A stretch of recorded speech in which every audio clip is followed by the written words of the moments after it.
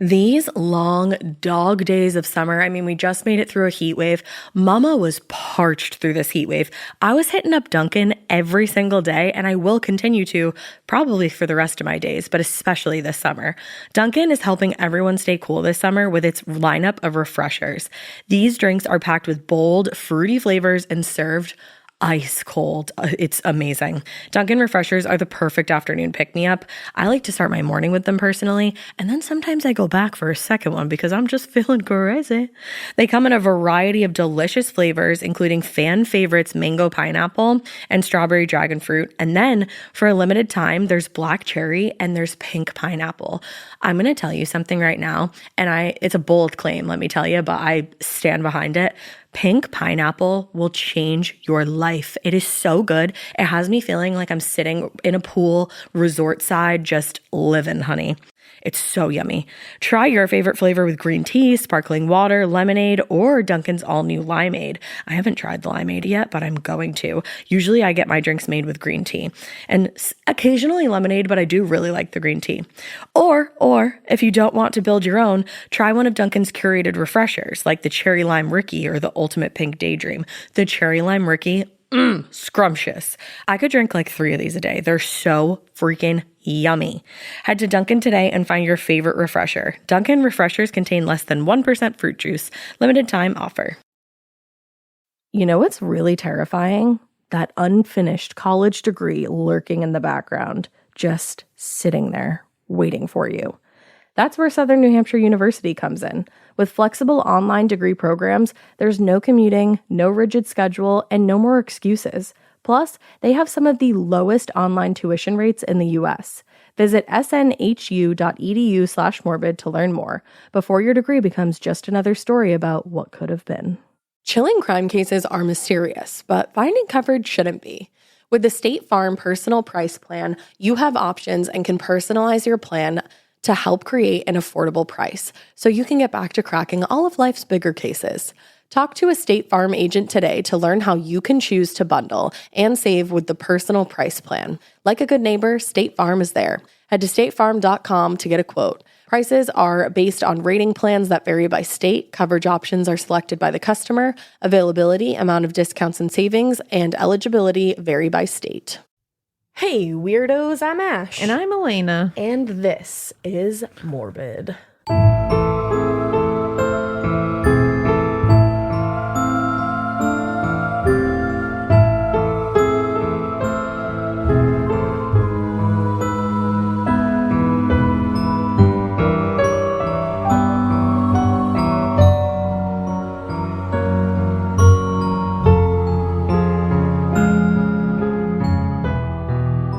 This is Morbid, and it's part 2. It's part 2. It's the same day for us, different day for you. That's right. We're in January, but we're not. We're in January, but we're not. Whatever. You're not my January. There you go.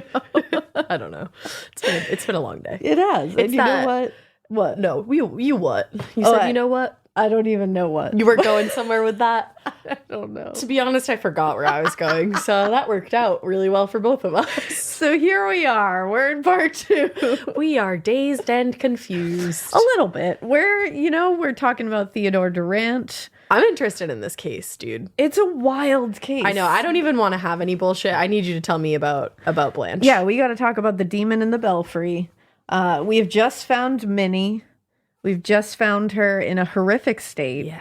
She was brutal. posed very, she was like desecrated, essentially. She was posed spread eagle. She was stabbed multiple times. She had fabric shoved down her throat while she was alive. With a knife, basically. Or not even a knife, like sharpened a makeshift stake, essentially. Like a shank. And she was raped before and after death. It is horrific. The scene is horrific. This is kind of probably a terrible question, but now I'm just curious.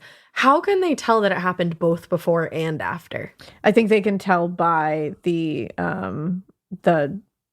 say this as delicately as possible, by the injuries, how they healed, if they healed, that kind of thing. How you can tell when an injury is inflicted after death because it doesn't bleed. The way that the injury looks and the way that the bruising happens and the blood flows or doesn't flow. Okay.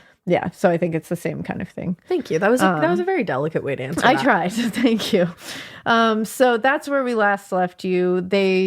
Blanche's family had, on the same day that Minnie was found, gotten 3 of her rings sent to them in a weird, crude package. We have people finally pointing the finger at Theo, connecting the two, that they were dating, that they had dated, that Minnie and Blanche knew each other. There's a lot of connections here.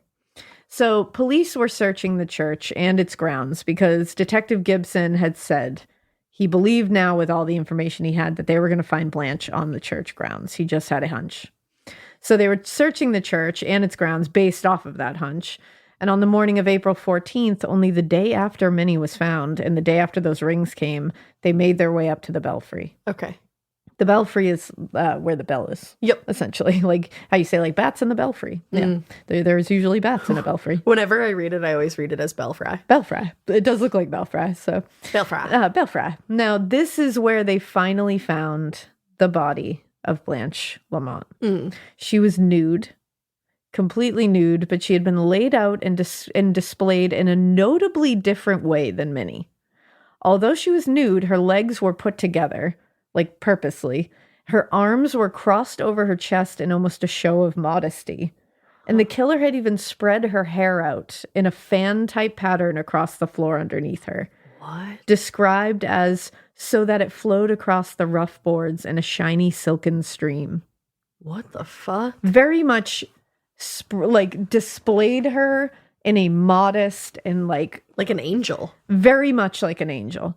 Minnie was spread eagle, had her dress hiked up, and was displayed like garbage. Yeah. Now, Virginia McConnell, who I mentioned her book in part 1, and I will again link it in part 2. She mentioned in her book that this is a classic case of undoing. This is a term coined by Robert Resler, and it's basically when the killer tries to hide or reverse what they've done. It comes from a feeling of guilt or shame, and there is some twisted sense of remorse involved. They try to escape the consequences by pretending it didn't happen. How interesting that he would do that with Blanche, but not with Minnie. Exactly. Now, the Belfry, and we'll get into like some of that a little bit. Now, the Belfry was high, and it was very dry up there, so the body was not as decomposed as it normally would have been after as long as it had been. It had been at least weeks, right? 10, 11 days. Apparently, according to the reports, though, and this is kind of graphic, so just prepare.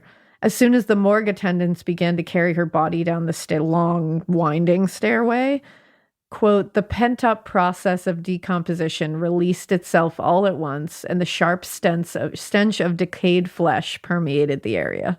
Oh. So they were not spared that. No. So there's that.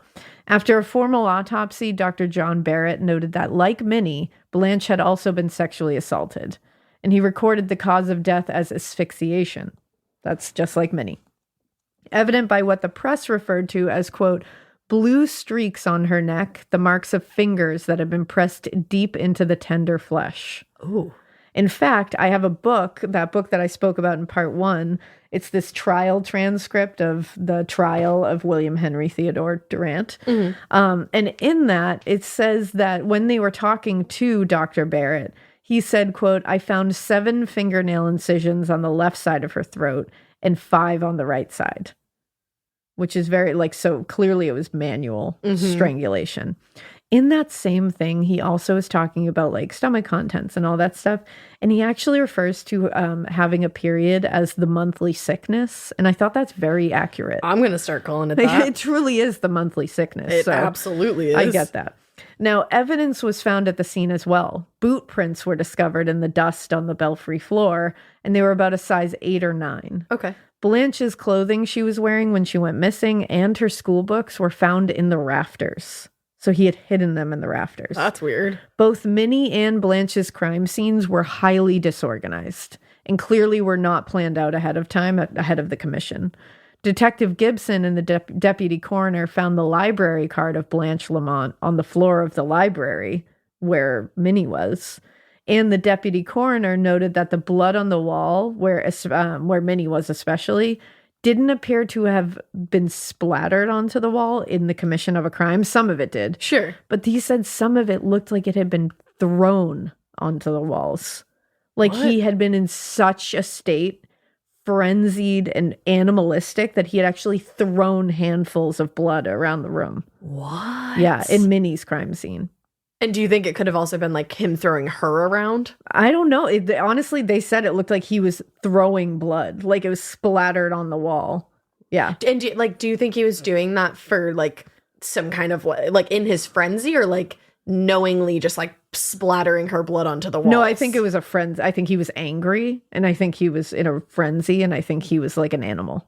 And he just was throwing things like an animal would. This is the craziest thing, that you're like, everyone liked this guy. He worked at this church. He built things for this church. He helped his neighbors. That lady was like, oh my God, he's going to get me off this trolley. And then this man throws this woman's blood all over the place after like eviscerating her. And then killing Blanche Lamont with his hands, choking her to death. Yeah. But then leaving her like angelically up in the belfry. Right. And I don't know if like, and we'll talk about it for sure, but like the Madonna whore thing is definitely seeming to be here. So I heard you and Dave like talking about that the other night. That's our friend that helps with research. He's like the bestest ever. I don't really know what that means. It's hard to explain. I'm sure I'm not a religious person, so I don't know the ins and outs of it. But like Madonna is like she would be like what the Mother Mary is, like the Madonna. And then we have like Mary, what's her name? Mary Magdalene? Is that the one? I don't know. There's another one that's like the whore. Oh, you know what I mean? So it's like Marys. So there's like the Madonna and the whore. Okay. And a lot of things we see seem to be based on that idea of a woman is a Madonna or she's a whore, and there is nothing in between. Okay. And it's like that's what the idea is here, that like, but it's like you are either both. One or the other, and they were left as such. They were displayed as such. Minnie was displayed as the quote, and this is obviously not my feeling. I'm saying no, of course not. She was displayed as the idea of the whore. She was spread eagle. Her dress was pulled up. Right. She was savaged beyond belief. She was left with clothes strewn everywhere. But then Blanche was savaged in her own way. Absolutely. But she was left like an angel, like that Madonna, like the hair spread out, the modest covering. And it's also straight. Do you think classism 100% goes into that? 100%. Because it's both of these women left you for the same reason. You know? Like neither one of them wanted to have sex with you because you guys weren't married. But to me, he was angrier at Minnie because she was supposed to. Because of where she came from and because of what she did. Okay. And she didn't. And he was mad about it. I can totally see that. And I think he was mad at both of them, but I think Minnie got it because you were supposed to be the easy one. And I think it's also from like what you've told me, Minnie flat out said no, not going to happen. Whereas Blanche said, not right now. I'd like to slow down. Mm-hmm. Yeah. Okay. And I think I see that now. I get what you're saying. I think this is just my theory. Obviously, we don't have him around to tell us what the fuck the reason was for all this. And he doesn't give a motive. He doesn't even admit to it. But what it looks like to me is that he was projecting his own ideas of who these women were and what they were supposed to be comfortable with onto them in this way, and being like, Minnie was she's a maid, she's lower class, she was supposed to be what I want her to be, and she wasn't. And Blanche was supposed to be what I want her to be, but to him, she was the higher class. She was that idea of, you know what I mean? So he had also made or found his weapons at the crime scene. If you think about it, the piece of wood was taken off the table, and the knife was a butter knife taken from the church kitchen. He used his hands. He didn't bring something into the church planning to do this. He did it in there. Do you think whatever he was available. Planning to do it? Regardless? I think he was planning on raping them. Okay. But I think something must have gone awry. And then once he had done it with Blanche. And then I think he brought Minnie in there thinking he could get her to sleep with him. And I think she probably didn't want to. So he just did the same thing. And he got angry. And I think that's what that was. And it could have been a situation where he raped Blanche because she was sexually assaulted. He raped Blanche, and then he figured he had to kill her or she would tell. Right. And so he killed her with his hands, manually strangling her. He displayed her like he looked at her. And then he brought Minnie in there thinking he would be able to get Minnie to do it. And when she said no, that's outraged. When he got angry and he left her how he saw her. Checks. It's fucked up. But investigators also deduced that he likely knew his victims. This was not random strangers. He had to have gotten them into that church without much fuss, especially considering the degree to which the neighbors watched that church like a hawk. Right. He wasn't going to be able to drag somebody into that church, and nobody saw him drag anybody into that church. They saw him walk the 2 victims into that church. So they did find some bloody footprints left on the floor leading out of the library. But it looked like the killer had stepped in the blood with only one of his shoes. So the footprints were only 1 foot. Huh. That comes back a little later. But also interesting was that the killer had broken the handles and locks of both doors leading to the library and the belfry. So he had intentionally tried to stop people from finding the bodies for some time. They also pointed to the killer obviously being familiar with the church and its comings and goings, because he had to be pretty confident that no one would try to go up into the belfry. And it was rare for anyone to go into the room where Minnie was, too. Mm-hmm. So he knew that this was going to be some time before they were found.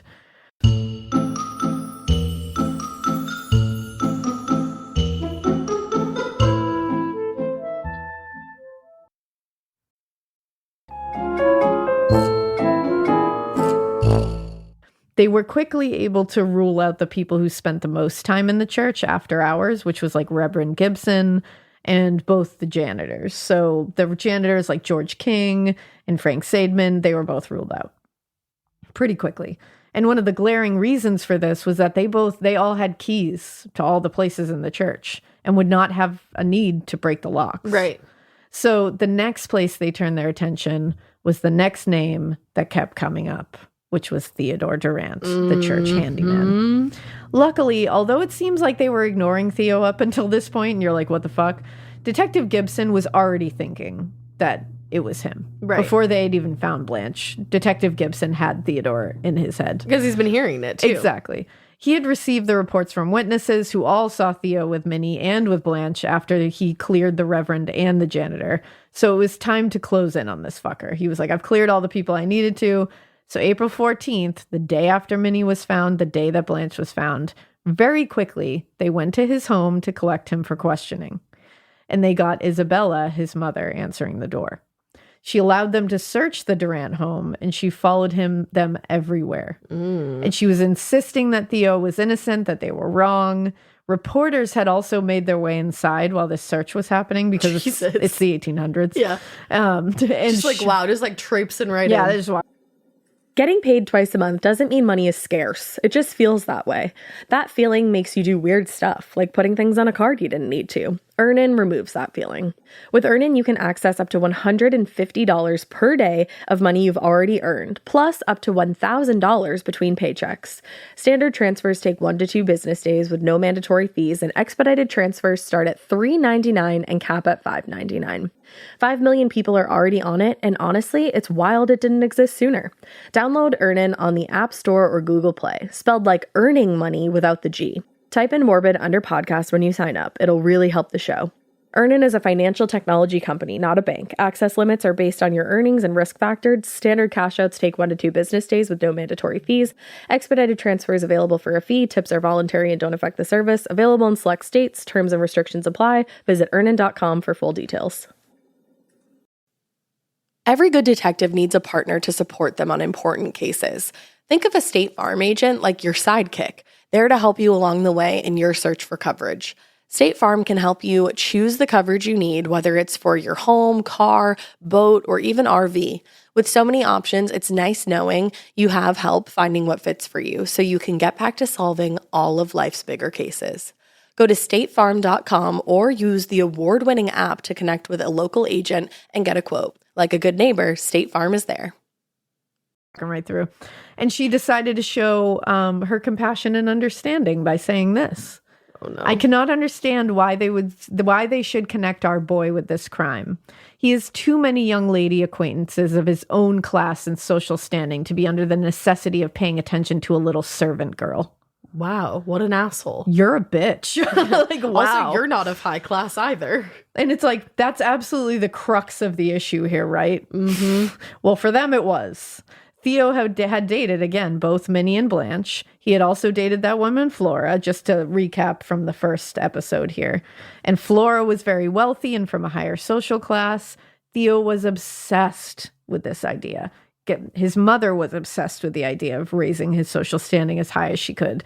He also was really into letting people, like I said in part 1, know that he wanted everyone to know that he was a stud, and he liked to walk around letting people know that he had this great sexual prowess and had all the experience, but in reality, he had none. Right. And again, Flora refused to sleep with him until they were married, so he found Minnie, and because of her social class and job, which was a maid, he assumed that she would just sleep with him.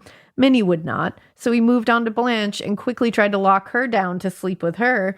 He knew a girl of her social standing would never sleep with him unless they were married. He was a pig. Yeah. He was a fucking pig. Here, here. Cheers. Here, here. It is obviously in how he left them both, which is what we just talked about them. He viewed them very differently, even though both of them wouldn't sleep with him. And like I said, it was that supposed to sleep with me thing with Minnie. You were supposed to, and you didn't. But Theo wasn't at home while they searched it. He had been at the Signal Corps exercise in Walnut Creek. And detectives found one full pair of shoes in his closet, but they also found a shoe that was missing a match. And if you remember, the killer only stepped in blood with one shoe. Imagine that. How coincidental. Now, this was very significant, obviously, but they didn't know this information yet. When they were searching his house, prepared. They did not know that they had found only one shoe print in blood. So they didn't collect the shoes. Oh, shit. Which is a bummer. Or the shoe. Then Sergeant Burke was exiting the home and saw on the stairway that there was a coat hanging by the front door. It was clearly a man's coat, so he asked Isabella, "Is that Theo's?" She didn't answer, but instead she lunged to grab it before he could. Girl, like, I understand. I can't imagine the feeling of like, oh my gosh, my child's being accused of this. But you gotta cooperate. Don't get in the way of justice. That's the thing. And it's like, and if you really believe your son is innocent, then there should be nothing on that coat. Anything. Exactly. Well, he was able to get it first, and they looked in the pocket and they found a woman's purse in the pocket. Girly girl. There wasn't any blood on the purse or anything, but they found Why a woman's do you have a woman's purse? Meanwhile, Detective Abraham Anthony and a bunch of other officers were heading to Walnut Hill to officially arrest Theo. Girl, bye. This is wild to me. Earlier in the day, while the search was being held at the Durrant home, Detective Anthony had sent word to the Signal Corps telling them that Durrant had to be held there for police to come arrest him. Everyone at the corps, including Theo, thought it was a joke. So they just ignored that, and they started making their way back to base. Oh my God. Like they were just going to let him go. But luckily they got there before they let him go. And when Theo and all of the other people that worked there had reached the trailhead, they were greeted by Detective Anthony and the San Francisco police force waiting to arrest Theo. Oh, I love it. For the murder of Minnie Williams, because at this point in the day, they had not found Blanche yet. So he was only arrested for Minnie Williams' murder. He immediately said he was innocent and tried to resist, but Detective Anthony showed him the news reports on the discovery of Minnie's body, and all he could say was, "I'm sorry for my mother. How can she stand it?" I'm like, that's an admission of guilt. Yeah, he's guilty. He wasn't even handcuffed. They didn't handcuff him because they weren't worried about Theodore. That happened in another case that we've covered recently, I feel like. Yeah, you're right. Who wasn't handcuffed? Oh, and he bent down to get the axe. Or no, he was handcuffed, wasn't he? You're right. Was it It was the torso murders. Yeah. Or no, excuse me, it was the towpath murders. Yes, wasn't it? yes, yeah. Yep. Yeah, they did. That was a wily one too. Yeah, that was a botched one. But anyway, you're that's right. And fucking wild. He was able to hide the hatchet under the car seat. Yeah, you're right. But yeah, they did not handcuff him at all. He was taken all the way back to the city without handcuffs. And at one point, he asked if they could let him go to the post office really quick. And Detective Anthony sat at a saloon while Theo was left to go to the post office alone. They were like, yeah, just go run your errand. It's fine. They were like, it's cool. Like, are you kidding me? And he sat at a saloon while he did that. He's like, I'm just going to have like a quick little drink. You do your errand, and then we'll get to this murder investigation later. Yeah, we'll take you to jail after. It's going to be great. He apparently came back. They were able to bring him back. That's kind of wild. He probably knew that he wasn't going to get far. Well, he kept telling them he was innocent. He didn't even, at one point he said he didn't even know those girls. But then he was like, wait, I did. I dated them. 99,000 gajillion people saw you with those girls. But then he said he hadn't seen them in months. And then it switched to weeks. And the story just kept slipping and slipping as he kept talking and talking. It just got different and different. The media was already losing their shit. Yeah. Word of Theo's arrest had gotten out by the time they reached the ferry station with their prisoner. Yeah. Headlines were saying like San Francisco Jack the Ripper caught. Started theorizing that he was responsible for a number of other murders or missing people in the San Francisco area, which I don't believe he was. No. They couldn't be satisfied with just 2 women being brutally murdered. The crowds were really angry too. They were ready to hang him themselves. Same. He was called the Demon of the Belfry later, and people would gather outside the police stations to get their hands on him. People were pissed. Before he was led to his cell, Theo was allowed to make a statement to the press. And he said How'd that go? The last time I met Miss Lamont was on the morning of the day she disappeared. I thought it was weeks. Yeah. She talked about books, and I promised to bring her to prayer meeting that night. Miss Lamont did not come to the meeting, and the following Friday I took the book to her house and gave it to her sister. The latter told me Blanche had gone to school, evidently trying to keep the fact of her disappearance a secret. This is all I know of the Lamont case. The last time I saw Minnie Williams was 3 weeks ago. Wrong. That's not true. He was sent to jail, and he was a ham in there. He wasn't upset at all. He was very jovial with the press.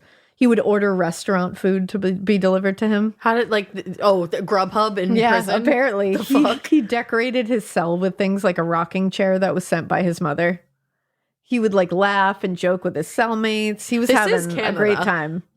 Truly, this is America, though. Oh, this is America. San Francisco. Oh, shit. Yeah. He's just from Canada. And this is the 1800s. It's just a weird time. You just get your rocking chair delivered. That's my answer for everything. It's the 1800s. Honestly. But this was all very scary and very off-putting to everyone witnessing it. Because they were like, what the fuck? Well, and it's such a testament, too, to how everybody had this view of him, because look at him. He very clearly did carried out these 2 murders, and then just sat in prison and was like, can I get a rocking chair? Yeah. Can you pick up my Prime delivery? Can I have a sandwich, please?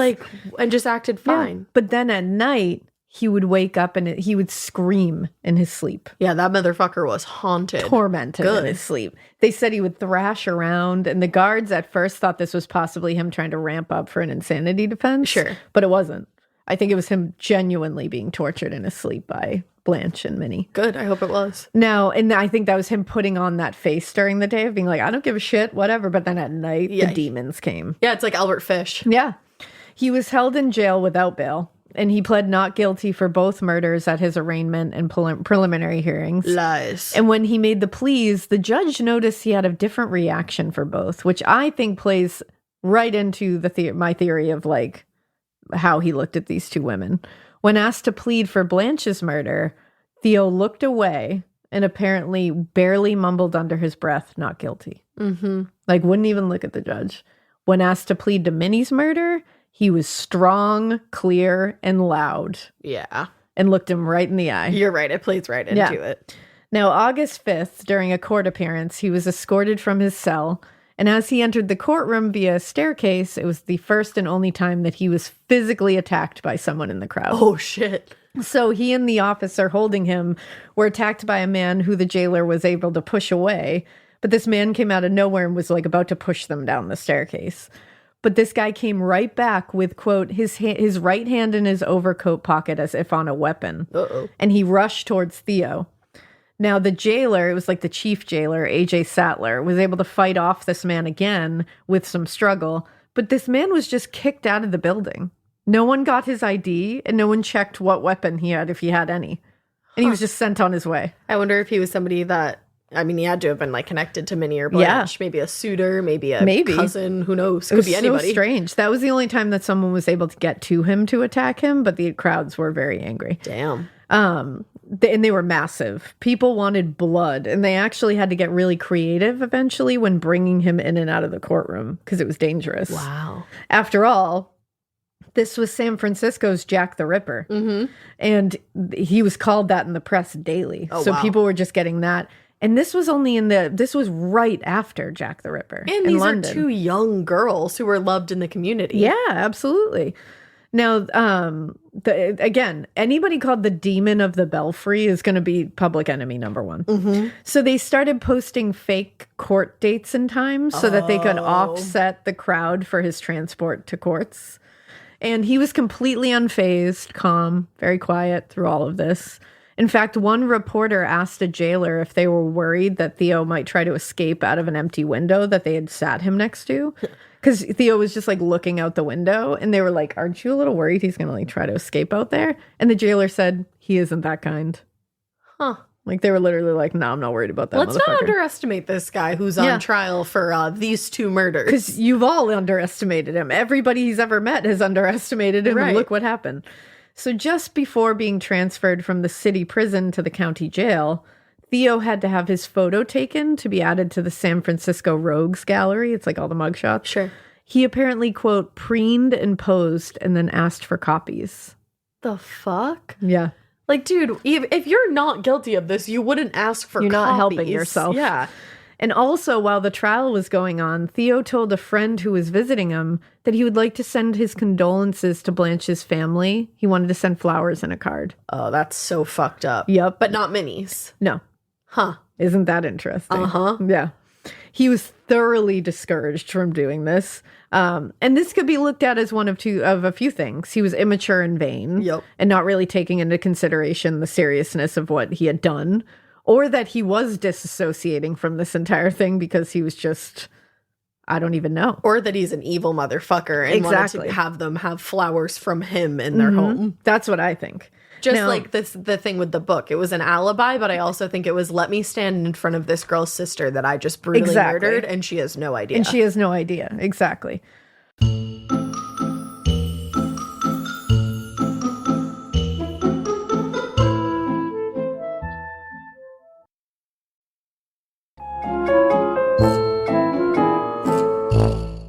Now, the crowds were shocked at his nonchalance as well. They told the press that he looked completely unfazed by it all, and in particular, he was seen yawning and expressing his, quote, obvious indifference, while Dr. Bartlett, the medical examiner, was detailing the extent of the injuries inflicted upon both women. Wow. He yawned.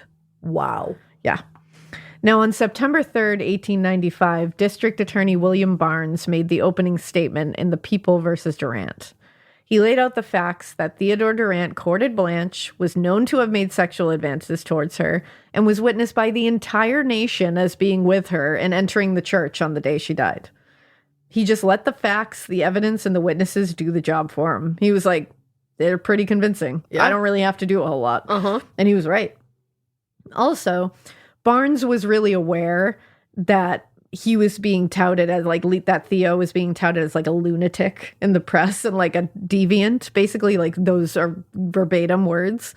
And there was a ton of negative press about him, and the public sentiment had very much turned against him. Good. So he didn't want to evoke any of that in his opening statement because he was like, I'm going to let this all speak for itself. And if I look like I'm relying on this press stuff and this negative sentiment, it will take away from the fact that this is really just a slam dunk case. Right. Which was, I think.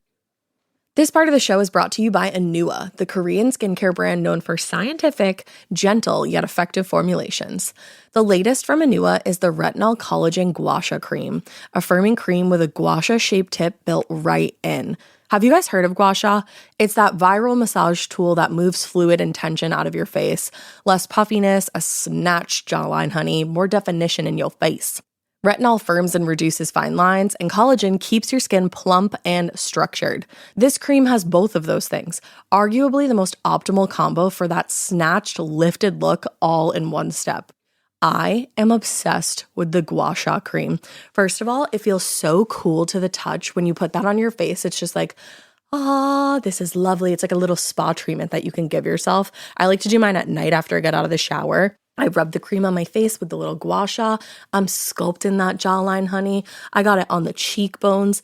And actually, I had a facial the other day, and the lady doing my facial, the professional, she said, "Do you use a gua sha at home?" And I said, "I do." And I said, "How did you know that?" And she said, "I didn't have those little like bumps in my chin or like different areas like that." So she could tell that I was using the gua sha. And I said, "Oh my God."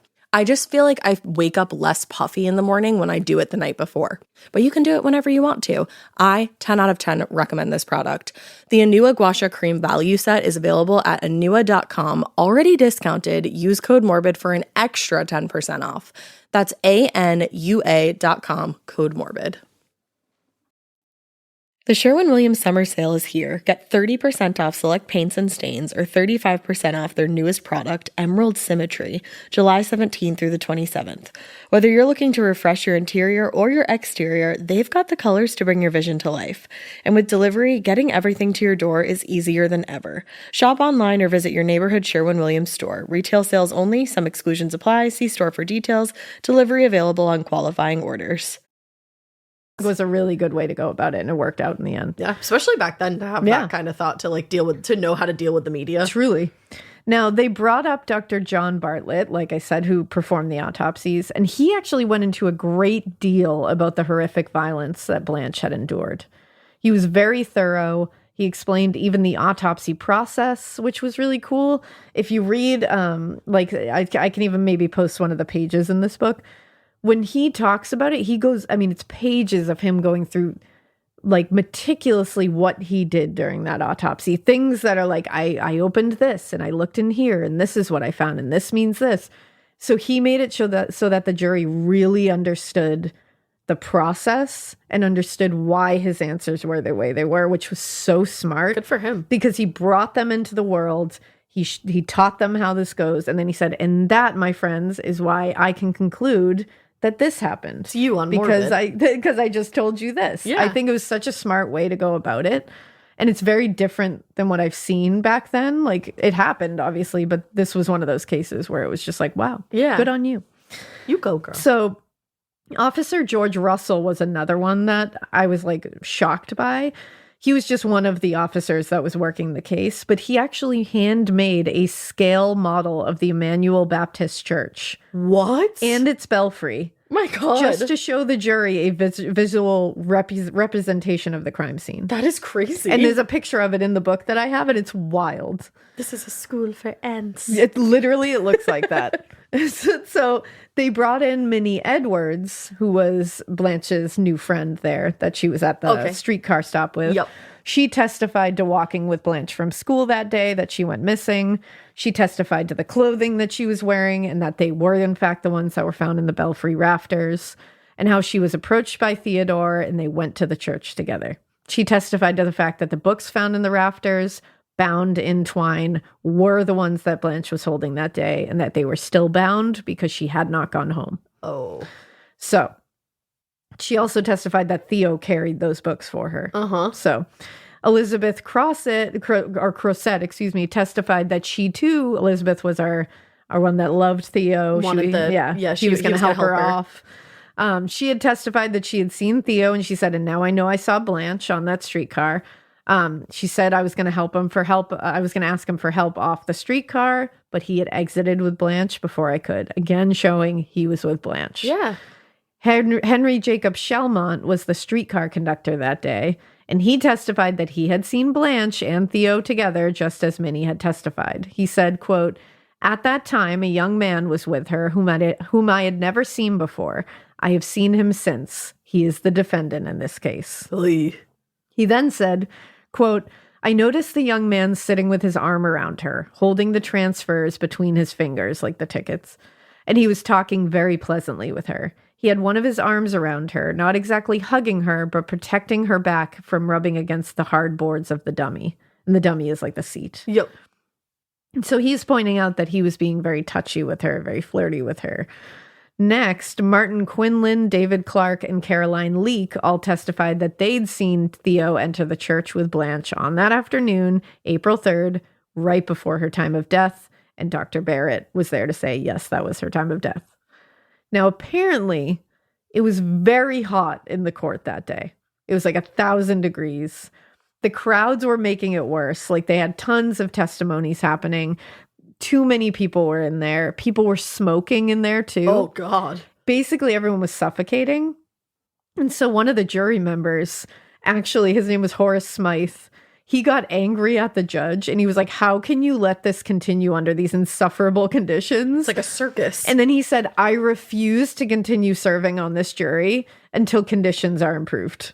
Like, you need to change. He's like, I can't listen to this. We love an aware king. We do. Know how you should be treated, all right? And lay your boundaries out. Yeah. And so the judge did agree and was like, we have to stop this. So they had to stop. And he said, I have to only let, he had to basically go with the occupancy limits of the room because they were very over that. He said that there was a ban on smoking in the courtroom. And they made sure that there was fresh air and ice water for everybody. So they made everything much more comfortable. People. So the defense team had their work cut out. Yeah. They were headed by Eugene Dupre and John Dixon. They argued that Theo was actually at Cooper Medical School attending a lecture when this was going on. Did anyone see him there? Well, they said they could provide lecture notes and roll call as proof. Okay. Unfortunately, the lecture notes could not be proven to be taken by Theo, and in fact, they did not match his handwriting. So bye. And the roll call actually listed him as not present. Basically, he wasn't marked as present because he wasn't there, but the roll taker didn't believe him to be absent, so they marked him to be, like, assumed present. So many people have such faith in Theo. The wildest. Crazy. Also, people in the lecture said they didn't see him there that day. But then a few of them said they might have seen him. Yeah. Hardly anything concrete. That's beyond a reasonable doubt. Essentially, the defense really didn't have anything to work with. No. They would come out swinging and cross-examine with gusto, and then it would all just fall apart between their eyes. Like, they would come out there with such confidence, and then it would just get taken apart. Goodbye. In McConnell's book, they said, quote, their cross-examinations were endless fishing expeditions, launched out of a desperate desire to find something they could use to raise a reasonable doubt in the mind of just one juror. It failed. Every witness was just completely pulled apart by the prosecution. None of them could be certain about anything that would help prove Theo's innocence. They even subpoenaed the entirety of Cooper Medical College to the class that they were in. They could barely get anyone to even kind of remember maybe seeing him that day. They got more who said that he was 100% not there. Boom. There it is. So then they threw a Hail Mary and they put Theo on the stand, which is never a good idea. But they actually didn't destroy their case completely at first. He definitely didn't do a great job at the end. Didn't you say he wouldn't say what his birthday was? Yes. So he was calm, he was cool, he was collected, he was impeccably dressed, which does help in these scenarios. Isn't that so sad? I know. He was very prepared ahead of time, so that helped him a lot. They definitely prepped him completely ahead of time. And he said anyone who said they saw him with Blanche or Minnie was mistaken. Okay. So just a lot of mistaken people everywhere. Yeah, how That's convenient. not his problem. No. And this is when he wouldn't say whether his birthday was April 24th, 1871. He just said, quote, I know the date of my birthday as a matter of history, just as a matter of record. What? And they were like, is that your fucking birthday, you idiot? Yeah, and he like, was what does that mean, sure. dude? But like, he had to be difficult. Yeah. And it's like, that doesn't make you sound good. Doesn't help your case at all. So then he was cross-examined by Barnes, and his composure started to waver. Barnes hammered him about all of the contradictory statements he had made since being arrested and on the stand. He cross-examined him for 2 full days, and at the end, Barnes had successfully blown up Theo's alibis and his composure, for that matter. So he was able to pick everything apart. That medical college thing, you weren't there. Yeah. We know you weren't there. Not a single person will blew vouch it up. for you. Definitely put it in the minds of the juries that this is bullshit. He riled them up. He got him rattled. He got him to get a little angry. He did his job. So they brought back up George King, who was the janitor at the church the evenings that this was happening. And he was one who saw Theo after he had supposedly killed Blanche. He testified that when he saw him, he, quote, said he stood there a moment and then passed through the church. He stood pale and disheveled, his hair mussed, the pallor of nervous shock and a nervous exertion on his face. Huh. What was he doing? He had just killed someone. Now, in the end, the prosecution had several credible witnesses that were 100% sure about Theo being in Blanche's presence up until they walked into that church. And the defense had not one person who would 100% say he was in that lecture at that time. So they had nothing. Assistant District Attorney Edgar Pexoto, I believe his name is, said as much in his closing arguments. Okay. He said, "You cannot be unmindful of the fact of the importance of this trial. From the day it was first heralded to the world, this case has struck terror and horror in the minds of all the reading public, for it strikes at the very foundation of our lives. It means doubt as to whether when you bid your daughter, your sister, your wife, one near and dear to you, a farewell in the morning, and she is in her innocence, goes forth to her daily avocation, is she to return to you safe and well and undefiled? Or is she to be lured by perfidy, cajolery, cunning, and persuasion of some fiend in man's habiliments, to such lone spot and there robbed of virtue and honor, murdered, defiled, and her body desecrated? It means, are even your houses of God safe, or are they to be converted into carnal houses, receptacles for the victims of lustful murderer?" Shit. Like, damn. Like, if you're in the jury, you're like, yeah. Whatever you said. You're like throwing up like a rock on sign. Just absolutely, dude. On the afternoon of November 1st, 1895, the jury was sent to their chamber to deliberate and returned with a verdict after just 20 minutes. Yeah, that's when you know. If you know, you know. Yeah. We, the jury, find William Henry Theodore Durrant guilty of murder in the first degree. Ooh. Now, according to the press, quote, "The verdict was received with a shout of applause from the auditors who packed the courtroom, and the closing scene of the great trial was full of dramatic interest, pathos, and excitement." Well.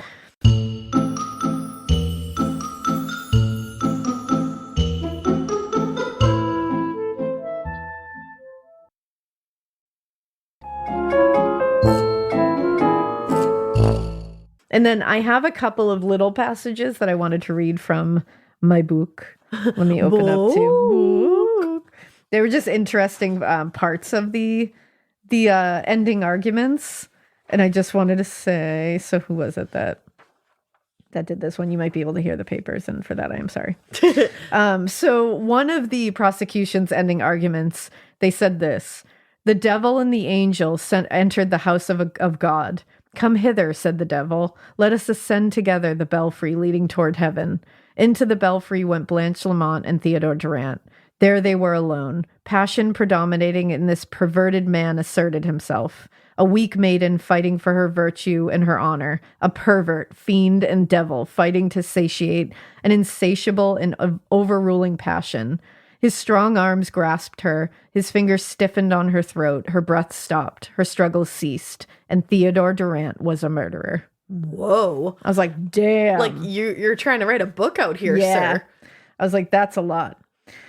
And then I have another part. I believe this is Mr. Barnes. So this is the head prosecutor. Okay. He said, "The individual who perpetrated the hideous crime with which the defendant stands charged and which has harrowed the soul and frozen the blood of this community is no ordinary criminal, and his crime in every respect." Getting scared is one thing. Getting a thrill is, well, you want more of those in your life. The Genesis GV70 is built to thrill, baby. A thrilling yet elegant design always makes driving the GV70 an exciting adventure. Its powerful athletic stance screams performance and turns heads. Everybody's looking at you, girl, or boy, or whoever. Command the road and experience a class-leading standard 300 horsepower. Oh my God. Plus, discover the different dynamic drive modes for all different terrains. Choose between the different terrain modes for whatever road conditions you may encounter. The Genesis GV70's award-winning technology and performance lets you drive with comfort and drive with confidence all at the same time. It's an exciting SUV with intuitive tech that can make your ride smooth even when the road isn't. And its blind spot cameras allow you to see what's next to you. It's like having eyes on the side of your head. That's pretty iconic. Its performance, by the way, is measured not only in power, but in how it makes you feel confident, sexy. The Genesis GV70. Learn more at genesis.com and feel the GV70. Need a boost? Sometimes all it takes is tapping into your inner cool. Icebreaker's gum helps you unleash the confidence within. Each chew releases a rush of icy flavor powered by cooling flavor crystals, sending a wave of refreshment to reinvigorate all your senses. Icebreaker's convenient pack fits everywhere, from car cup holders to backpack pockets, so you can find your cool wherever you go. Grab Icebreaker's gum online or at a store near you. In which it may be considered is without parallel. It was not committed under a blind and furious impulse for revenge, some real or fancied wrong to his persons, his property, or his character, not from motives or gain, not in the commission of a robbery, nor yet under the hot spur of jealousy, that hell of the injured lover. It was in every sense a cold-blooded, vicious murder. It was without the slightest provocation or apparent excuse or palliation. So he's literally like, this is one of, because they were shocked that this kind of murder was something that was happening now. Yeah. Was that like, there usually needs to be a reason, like a tangible reason. And there really wasn't one here. And there really wasn't. So this verdict was definitely kind of a catharsis for the injustice that came from the actual Jack the Ripper case in London only a few years before this. Right, because it actually had an ending. It had an ending. And this kind of murder was new and scary. It wasn't for money. It wasn't for gain. It was murder for murder. Murder for a body. Murder to hurt and maim and shame. And that's it. Yeah. And they had only seen that in Jack the Ripper. So days after the verdict had been read, the coroner, William Hawkins, this is very interesting, one of the coroners, got a letter from a man by the name of George Reynolds. This letter was a bombshell and claimed... the Reynolds pamphlet? The Reynolds pamphlet. That's all I can think of. They could be considered that. He claimed that he and several other men had actually been recruited by the defense, by Theodore's defense team, to, quote, put together some stories that would give Theo an alibi for each of the two murders. Ooh, you're in trouble. This letter also said the man was planning to kill himself and wanted to confess his sins before he did. And that's why he was writing this letter. Oh, shit. Detectives could not locate the man by that name. He could have been using a false name. Yeah. But the letter, they said, included a lot of details that would have been unknown to the public. So they believe it was authentic. That's for real. Yeah. How creepy. Isn't that wild? I hope that man didn't end his life. I know. It's sad. But after he was found guilty, Theo started going on a rampage, writing letters to anyone that he felt could help him in his appeals. Mm-hmm. He was ready to appeal it. He said he was innocent. He claimed it constantly, and he ended up taking his appeals to the U.S. Supreme Court. I knew he was going to do that. By October 1897... it was clear that he was starting to lose his resolve to fight the appeals. And according to the New York Times at the time, quote, he has betrayed signs of nervousness and irritability. And even the visits of his parents have been received with an indifference which has shocked his visitors. By November 8th, 1897, the U.S. Supreme Court upheld the earlier decision. So that was his final appeal. Yeah. Leading up to his execution date, Theo's personality took a sharp turn. He was very agitated, very unpredictable. He was mad. He was constantly yelling about his innocence. But then when the day came, everyone said he was completely calm and completely accepting. Ooh, yeah. That's eerie. Scary. Now, January 7th, 1897, 24-year-old Theodore Durrant. 24 years old. He was 24. You just dropped a straight up bomb. I know, on I just all had of us. to. I was like, I gotta, 24 years 24. old. Y'all, that's younger than me. That's young. That is real young. He was visited by a priest, and guards said he was heard saying, "No, I will not confess the murders because I am not guilty." You are, though. He's guilty. He was executed by hanging at San Quentin Prison at 10:37 a.m. that morning. And on the gallows, he addressed the crowd that had gathered and said, quote, "I do not hold anything against the reporters. I forgive them as I expect to be forgiven for everything that I have done. Probably but not. the fair name of California will forever be blackened with the crime of taking this innocent blood." No. I don't think so. No. Whenever you're up there so. saying, "I forgive the reporters," that's because you know you did it. Exactly. You're not up there innocent as a newborn babe saying, I forgive the press. Who gives a shit? You're not, like, no one's asking you to do, you're doing that for show. And because you know you did it. And you know that it's fine to say you forgive them because they were telling the truth. It's always surprising when people back then don't confess before they're killed or executed because they held it like religion in such high regard, and especially Theo. Yeah, he did. It's weird that he was like, nope, I'm not admitting to it. If you think about it, he held religion in such high regard, but then what he did in the house of God is whoa. Yeah, like obviously he held it in a different kind of regard, because if he was able to do that in the Lord's house, then he obviously didn't give a shit about it much.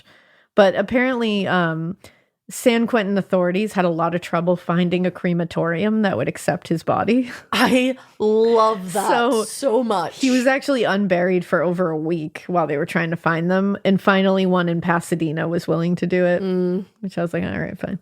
Okay, Pasadena. And as a last little thing for this, because it's such a wild case, and it just like, this blew my mind. So according to an article by Katie Dowd, from 2006, she wrote it for the San Francisco Gate. We'll put that link in there too. It's called The Tale of the Demon of the Belfry. During Theo's trial, a woman that was from Oakland was so obsessed with this trial. Like, this is just to show you how closely people followed this. Like, it was nationwide. People were obsessed with this. This lady from Oakland was so obsessed with it that she was having her husband read her the full trial transcripts every day, and it would take like hours. Yeah, because they were long. Was he like, why the fuck are you so interested in this? Well, finally, he just started reading her the summaries because he was like, here's the information. He returned home. She found out. He returned home one day. All the furniture was gone, and there was a note that said she was dissatisfied with her home and wanted to change.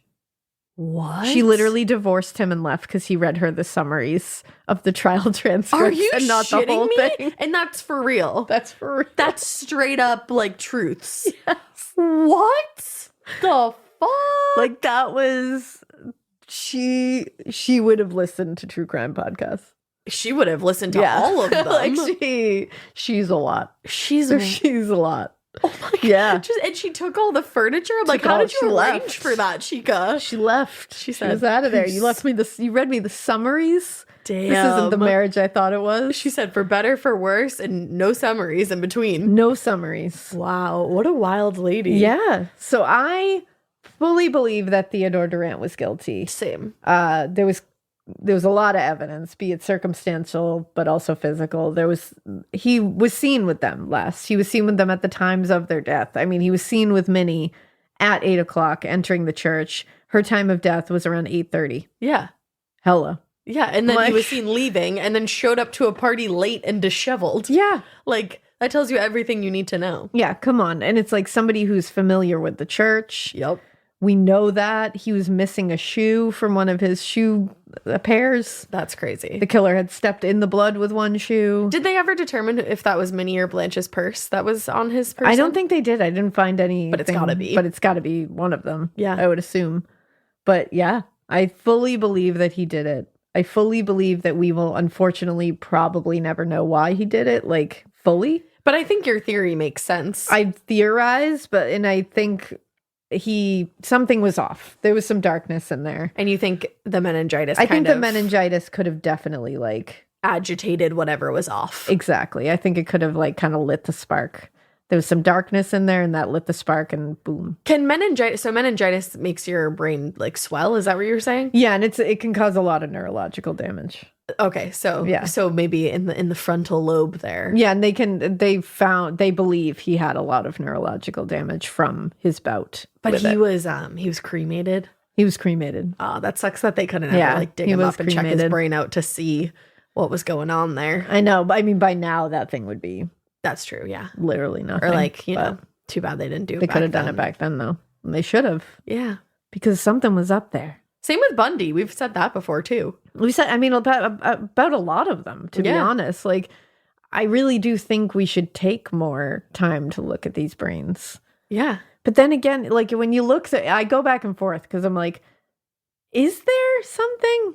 Or is it just... Or are people just evil, like, in their spirit? It's like who you are Maybe I think it's a case by case situation. That's the thing. I wonder if like there is anything that's a common tie. I don't know if there is. I don't know if it's just, I don't know. But like head damage and like TBIs a lot tend to lead to. But why does it lead to some and not to others? That's true. Like, why is somebody who had like 6 concussions not out there murdering everybody? But this guy who bonked his head once is killing everybody. Yeah, it's something that already has to be there. Like with Theo, that's the thing. The meningitis. What is it? It was already there, but exactly what There's is no. it? I feel like that common link we have just not found it. And maybe it's not in the brain. Maybe it's just in the soul. It's in the soul. There she is. In one of the. I mean, there's a woo girl. There's a woo girl. I know. David, our friend again, was saying, he was like, I forget that you're into new age shit. I was like, I don't even think I'm into new age shit. I'm just weird. You are. I love it. Just a spiritual girly. Just a woo girly. Just a cottagecore witch over here. There you go. So what do you guys think? I know. What are your thoughts on this? And I'll post I'll make sure what will I do? What am I going to do? I'm going to make sure that the photos are posted. I'll take photos of them and send them over. So they'll be with this on the Insta. On the interwebs. On the Insta. Well, guys, with all that being said, we're totally freaking interested in what you have to say about this. So let us know. And we hope you keep listening. And we hope you keep it weird, but not so weird that any of this, because ooh, that's crazy. Theo did it. Yeah, I mean, he did everything except write a book that said if I did it. Yeah, he definitely did it. I think he did it.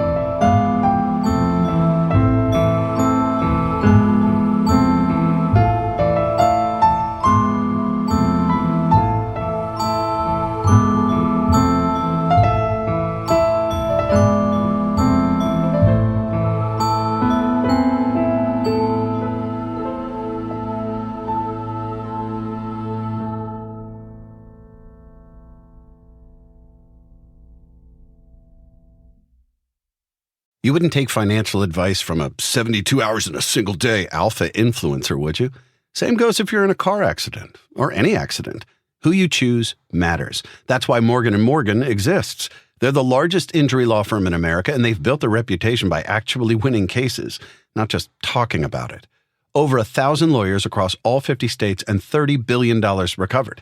Injured? Go to forthepeople.com/podcast. That's forthepeople.com/podcast. In the U.S., there's a break-in every 26 seconds. But when intruders step near, Simply Safe Home Security steps up. Stop. This is Simply Safe. Police are on the way.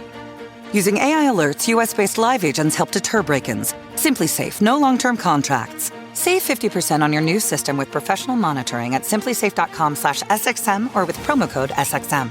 Outdoor deterrence requires a Simply Safe Active Guard outdoor protection plan starting at $49.99 a month. Visit simplysafe.com/licenses for alarm license information. Tennessee 2012.